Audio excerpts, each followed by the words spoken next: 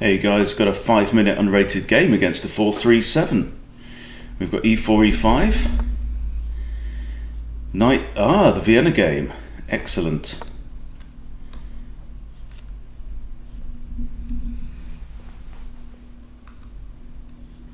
Time is of the essence, so I'm going to spot reasonable moves. Okay. And the queen's come flying out. So I can now, I think I can play knight to there, right? I think everything's covered. Kick the queen. This pawn's defended by the knight. Queen is going to have to move though. I could also have played d6 or d5. Okay, queen's gone all the way back, so that's losing tempo. Right, let's attack the knight. Knight's not pinned, but I can capture that. When pawn recaptures, I can move my knight. Can't move it here because it'll get forked. So I'm going to move it here and attack the pawn back. Also getting ready to castle. Feel that queen move was slightly premature. Okay, he's kicking my bishop. Let's move back. Focus on f2. And now the bishop's come out to defend the pawn. Decent move. Okay, let's push d6. Prevent this pawn from moving. He's got a check, but it's not very spiky. Okay. Okay, here we can double up his pawns. And now I can either retreat my bishop to here, or I can move it here with check. Move it there with check, has to block with the bishop or the queen. So it's probably going to be the bishop. I think we can probably safely trade off bishops. Okay, and then we can castle. This bishop is hampered by this pawn now, so it's not looking at f7. And the king takes. Interesting. I want to move my knight here.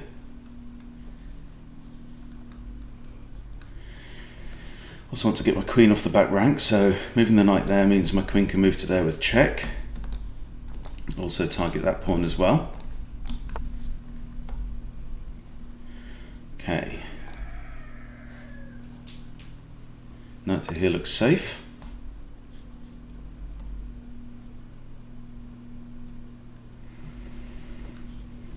This pawn is a weakness. Okay.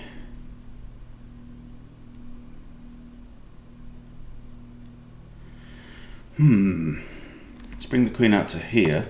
It's now targeting two undefended pawns. Okay, I can take this one with check. Also now targeting this pawn. The king doesn't move to there, I can grab another pawn. If the bishop takes my knight, I'll recapture with the f pawn.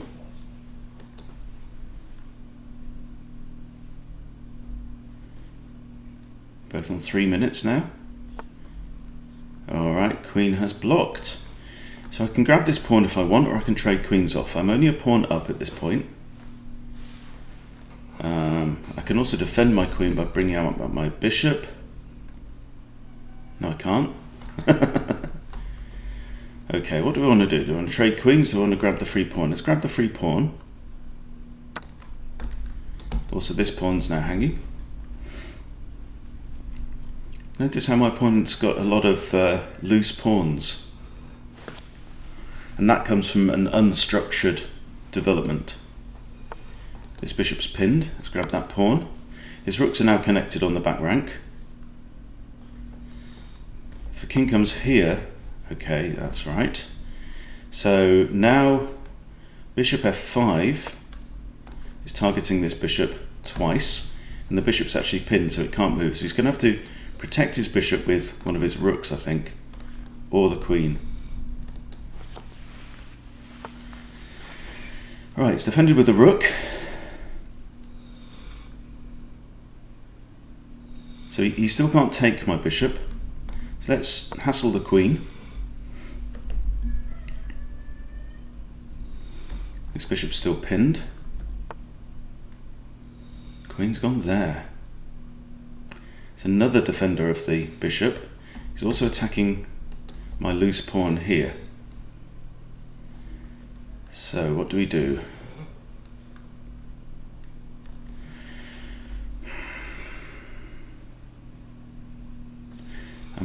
piece up right now. Well, 3 pawns, so let's trade off. I'm imagining rook can't take because I take this rook. If queen takes, we'll trade queens and go into an ending.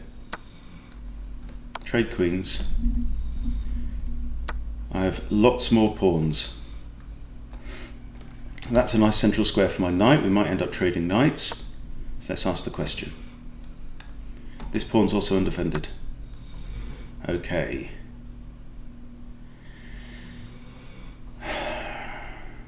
Two undefended pawns. I'm 2 pawns up, which should be enough. So I've got a pawn advantage on the king side and on the queen side. Let's split these pawns up. That's going to make life harder for my opponent. Just push that guy to defend. He may come here and attack this one. In which case I've got rook d8.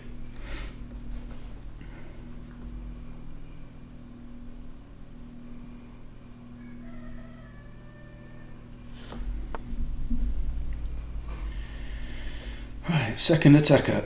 Okay, I'm going to start moving my king in. That's not a threat. This is also not a threat. I can defend with my rook. Okay, he's bringing his pawn in.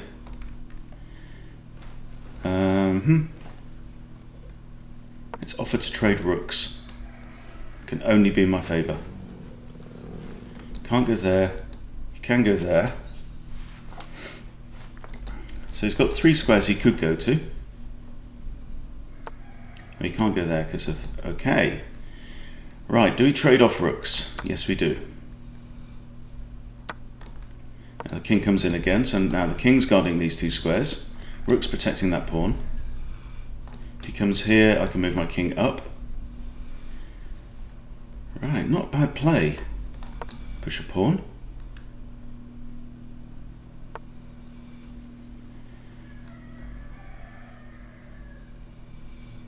This rook's actually quite a pain now, isn't it? Okay, so let's push these pawns up now.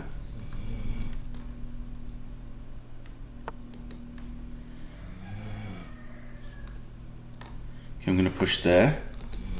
Now all 4 of these squares are now unavailable to the king. If he comes across here, I can just push up, trade off a couple of pawns.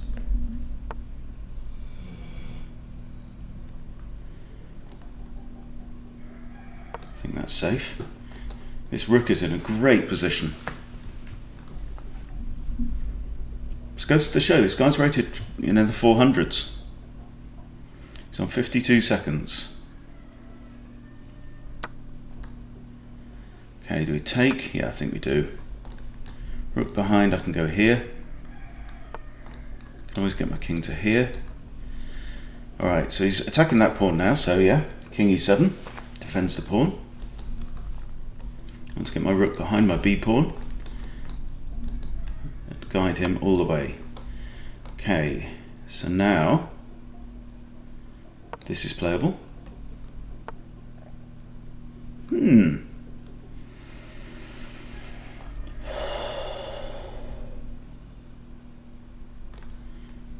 let's put the rook here. So I'm defending this pawn, so I want to come to this square where I'm defending both. And the rook cannot dislodge me from there.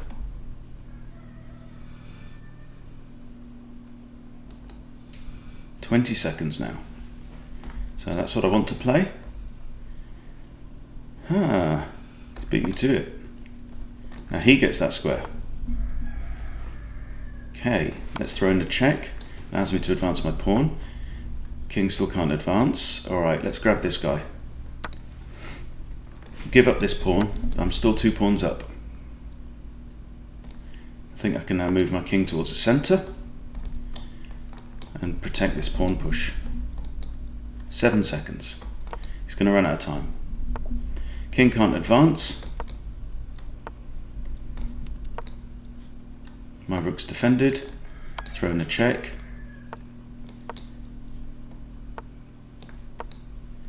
Now this pawn has 2 attackers on it. Okay, and we win. Good game. So let's do a quick analysis on our own. So this queen coming out very early, there's no real threat. It does tie down this bishop. So for example, if I brought my bishop out to attack the knight, I could have lost my g7 pawn there. But it's not an aggressive attack, because I can develop now with tempo.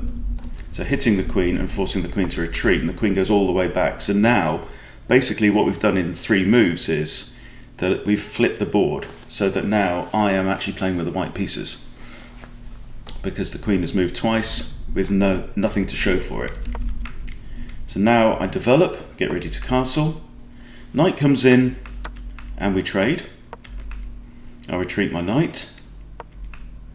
Kicks the bishop, it's not a bad move. Bishop comes back looking at f2. Bishop out to defend his pawn. Decent move.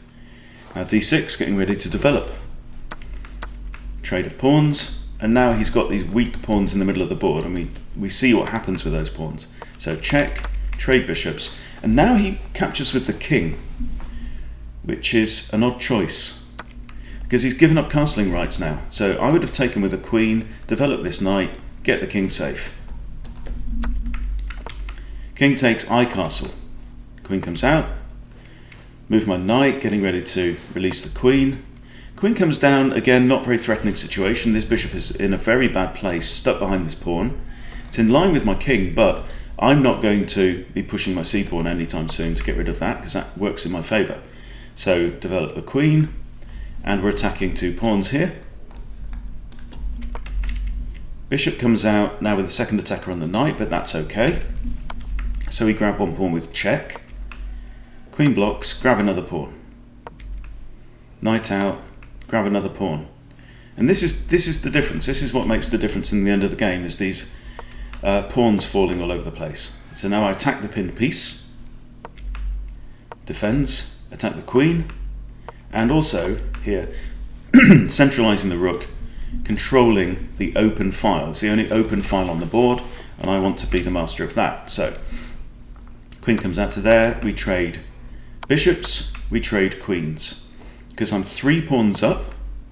Now the knight centralizes, I drop a rook. So here it would have made sense to probably have defended that pawn.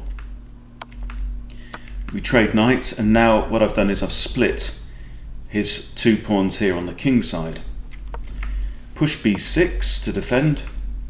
King now starts to centralize.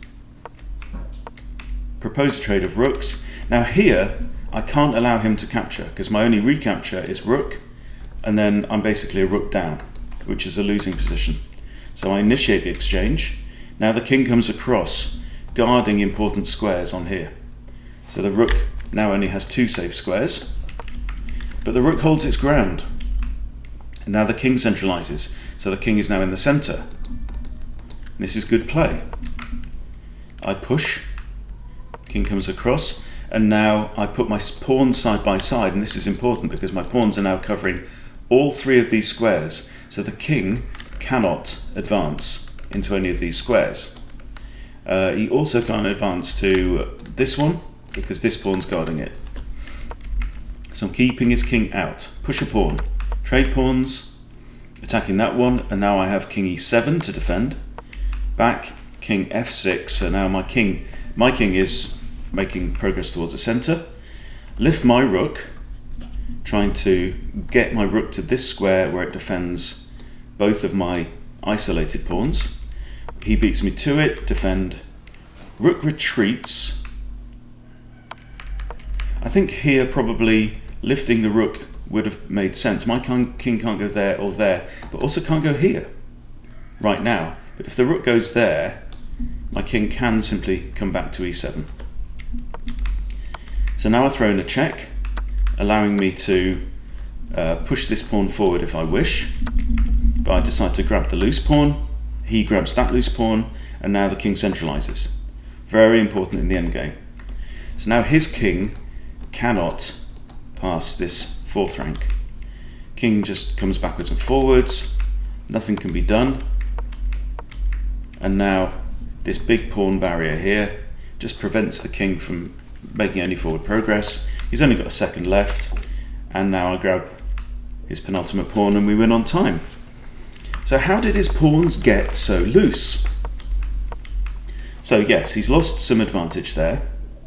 Knight comes in, and now what I've done is I've doubled these pawns with that exchange. And doubled pawns are harder to defend. Pawns, when they're on adjacent files, are easier to defend because that one could move forward, obviously not legally now, and be defended by this one, or this one can move forward and be defended by two, right? But when you've got more than one pawn on the same file, then these pawns cannot defend each other. So it weakens both of them. Knight retreats, bishop back, and now here, with this move, yes, he's kind of attacking my bishop, but it's not really a major threat. I could just drop my bishop back to b6, but here, pawn takes. Now queen can't retake because that pawn is defended. So he has to retake with a pawn, and now he's not only got doubled pawns, but they're also isolated because there's no e pawn and there's no c pawn. So there's no pawn that can ever defend this guy, and no pawn that can ever defend this guy. These guys can't defend each other, so they are going to be a weakness for the rest of the game. Trade-off material. Unusual choice to recapture with the king. I castle now, getting my king to safety. Queen out. Developing move, also giving my queen a diagonal to here. Queen comes down again. Again, I would have said keep the queen there and simply develop. So maybe knight out.